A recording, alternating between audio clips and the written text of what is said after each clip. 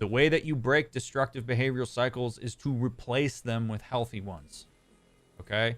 What that means is that you break down the behavioral cycles into the tiniest chunks that you possibly can.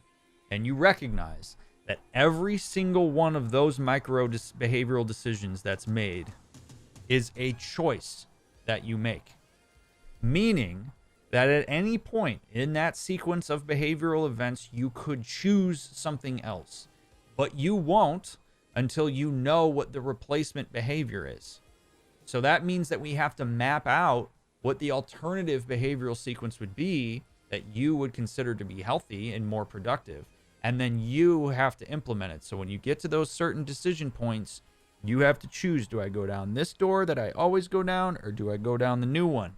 Going down the new one is going to be more stressful. It's going to take more effort. It's probably going to come along with anxiety because it's hard to anticipate the next steps after that. But that is how you implement behavioral change, truly. And then that has to be reinforced over time. So it's not about not doing a thing. It's about replacing that destructive sequence with other sequences that are healthier for you. And only you can do it. Nobody can force you to do it. It's on you.